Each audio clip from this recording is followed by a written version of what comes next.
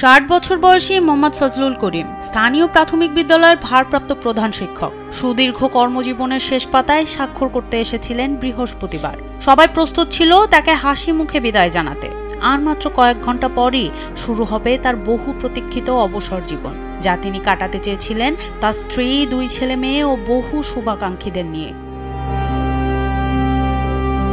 কিন্তু নিয়তি সেদিন অন্য কিছু লিখে রেখেছিল।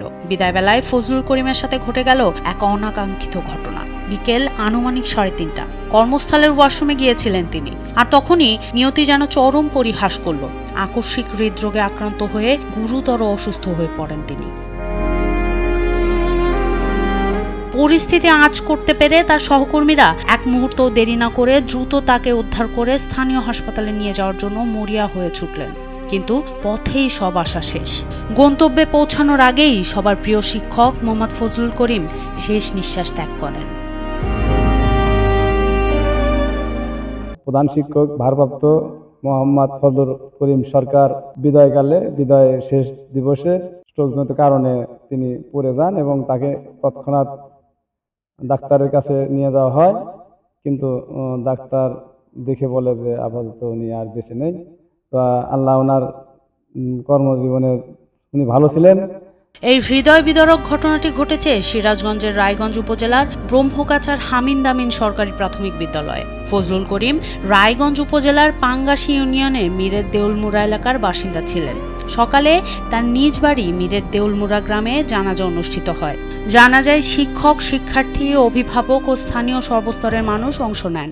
বলতে শেষ কর্মদিবস একটু বেশিক্ষণ ক্লাস নিয়ে ছাত্রের সাথে বেশিক্ষণ সময় পার করে আসে। আমি 3টার দিকে ওনাকে ফোন দিছি, তার কিছুক্ষণ পরে 3:30টার দিকে আমাকে ফোন করে জানানো হয় উনি স্ট্রোক করে ওখানে মারা গেছেন। উনি তার আগে দোতলায় উঠে উনি প্রস্তাব করার জন্য গেছিলেন, কিন্তু অত যাইতে পারেনি। তার আগে স্ট্রোক করে ছাদের ভিতরে পড়েছিলেন।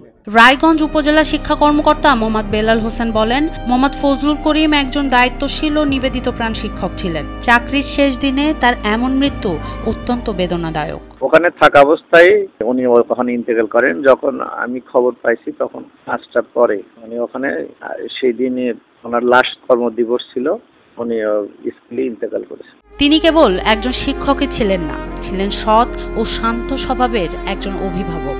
দীর্ঘ কর্মজীবনে অসংখ্য ছাত্রছাত্রীর জীবন গঠনে সহায়ক হওয়া এই শিক্ষক তার প্রয়াণের মাধ্যমে শিক্ষা জগতে এক অপূরণীয় শূন্যতা সৃষ্টি করলেন। করিম মাস্টার ছিল আমার বড় ভাই।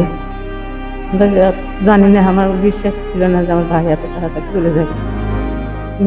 শেষ চলে যাবে। সোনম সিদ্দিকী, কালবেলা।